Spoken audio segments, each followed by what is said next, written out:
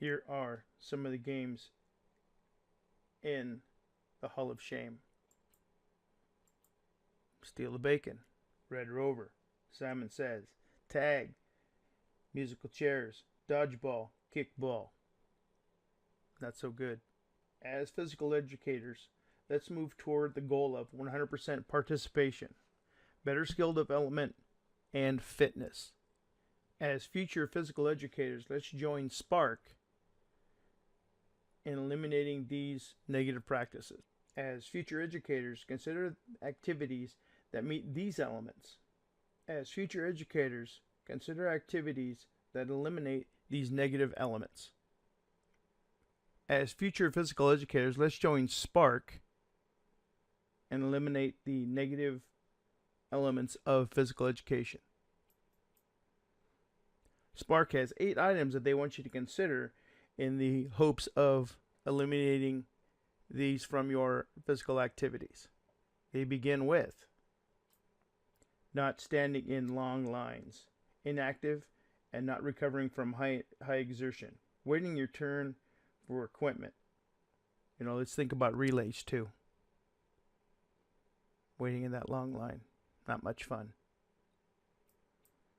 Now, I know there's a lot of games that are fun that include this one. Using other students for target practice or targets. There's a favorite game, but I won't even bring it up. Having kids sitting on roll call numbers for any length of time. They're just sitting. Let's get them moving. Elimination. And, let's get rid of all and any elimination games if we can. Picking teams. You can even see the dread on the 2 captains' faces of picking teams.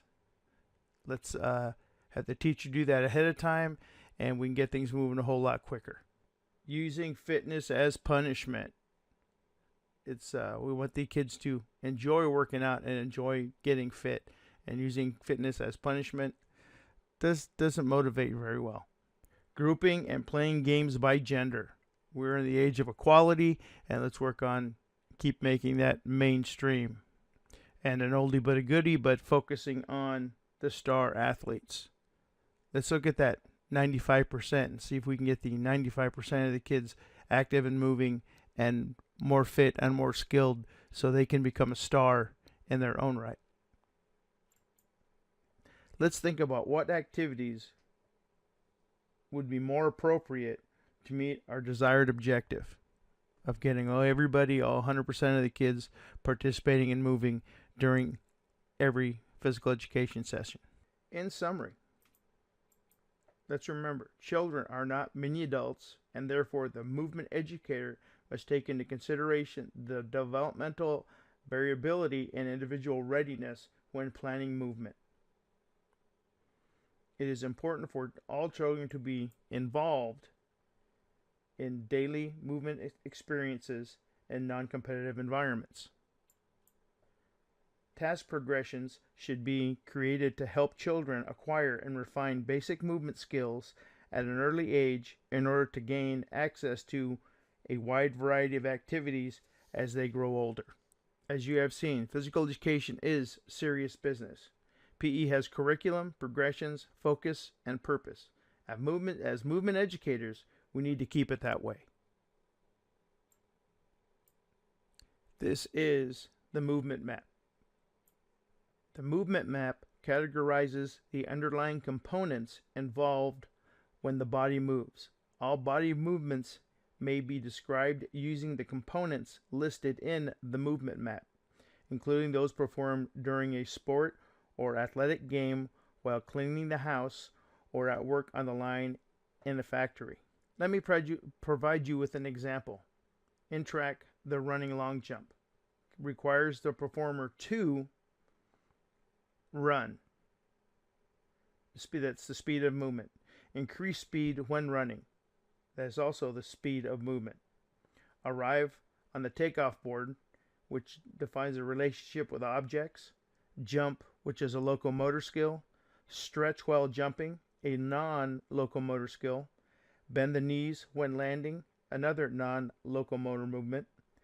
As you can see, many components are used to complete one pattern of movement. Options for moving the entire body or specific body parts or for manipulating equipment are included in this tool. The movement mat divides all possible movement into 5 major categories. Let's first talk about body movements, the fundamental motor skills. There are 3 fundamental motor skills: locomotor, which is moving through space; axial movements, which are non-locomotor skills; manipulative movements, which are using equipment. Examples of locomotor movements are moving through the space, walk, run, gallop, slide, jump, hop, skip, and leap. Example of locomotor movements: moving through space, walking, run, a gallop, slide, jump, hop, skip, and leap.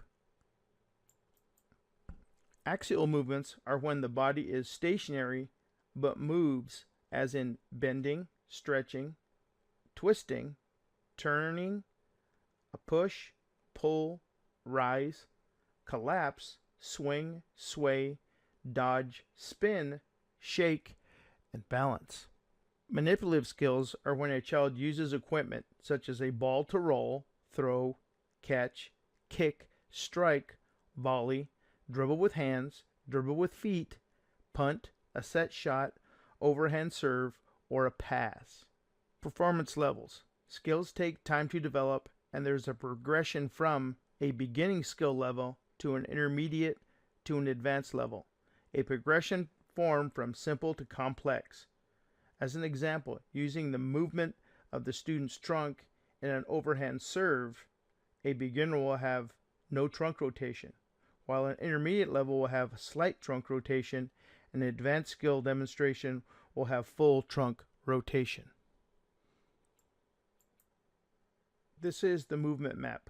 All of our physical movements can be derived from this map.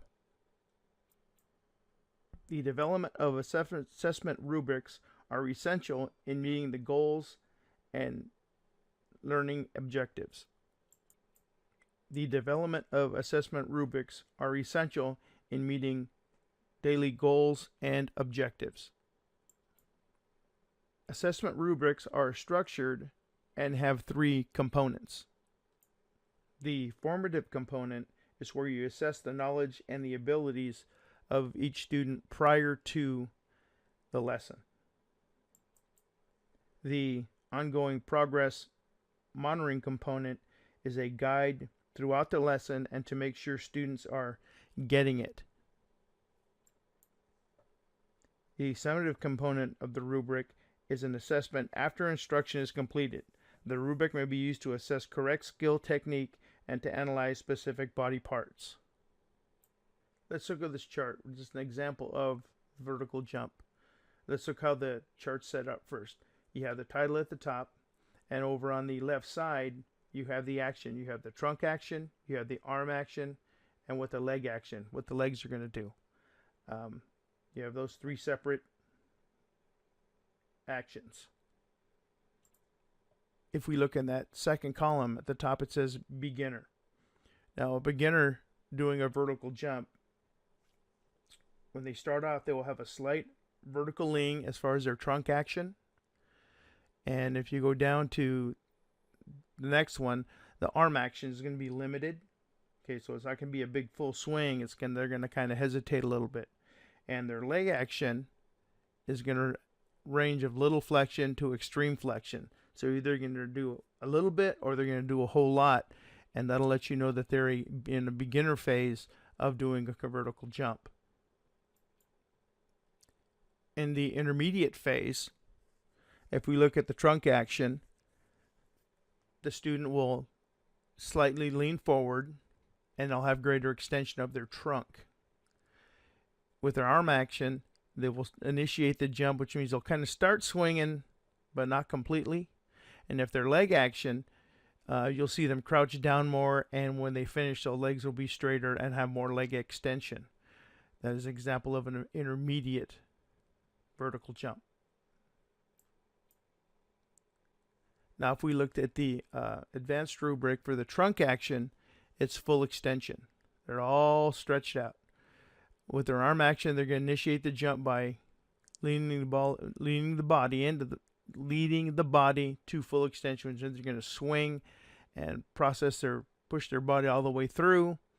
Their leg action, complete flexion during preparation, means they're going to bend, and full extension throughout the jump, which means they're going to be all stretched out when they finish. That is an example of an advanced movement for the vertical jump. These rubrics are essential in being able to evaluate the different levels and being able to evaluate your students in the progression of their skills. The jump teaching cues should be taught as part of the instructional process. As you demonstrate the movement, you provide them with the teaching cues. This is what I mean when I say. The cue word squat will mean to bend your knees in preparation to jump, like you're going to sit down. Arm back means swing your arms backward. Reach for the stars means to extend your arms up and above your head. Jump means hang in the air as long as possible. Land soft means to bend your knees upon landing to absorb the force of the landing. Conclusion: we are designed for movement. If children feel successful and good about what their bodies can do, they become more empowered to make health-enhancing decisions and choices in favor of physical activity and an active lifestyle instead of a sedentary, inactive one. Now the fun starts, applying what we've learned. Performance level groups. You're going to write up a rubric and create a video demonstrating your skill. Your performance level groups, you'll use your textbook and find the PE standards. Use only standards 1 and 2 as they address psychomotor skill and cognitive applications of motor learning. Your performance level groups have already been made for you. They're in Blackboard. What your group is going to do is you're going to create a wiki that includes a brief description of the characteristics of your movement activity at the beginning, intermediate, and advanced levels. You will include teaching cues and visuals, include photos, pictures, and diagrams in that process. Include a list of PE standards for K through 6 that address your movement activity. Remember, use only standards 1 and 2 for this wiki. When your group gets that all together, make a brief video presentation of your wiki, including your rationale. See the extra details in Blackboard, and that is due on Sunday. Due Sunday of week 5. I can tell you're excited. We only have 2 slides left. Okay, I'm going to say this one twice because it is not written on the slide. Your interactive newsletter and video is due this week, week 3 on Sunday. Okay, I'll remind you of that again at the end. You have written blogs this week, teaching progression, and Hall of Shame. You also have an assignment of your fitness data analysis. You're going to research that and put all that data together and that material together, and you'll also create a video blog about that and post that video blog and turn in your materials to me. Your assignment for your performance level group wiki, and at the end you will have that due also, but that's due week 5. Again, what is due this week is your interactive newsletter and your video summary of that. So now we have the next slide. Last one, that's the credits of all the cool pictures you got to see. There's the cool credits, and thank you very much. Good luck.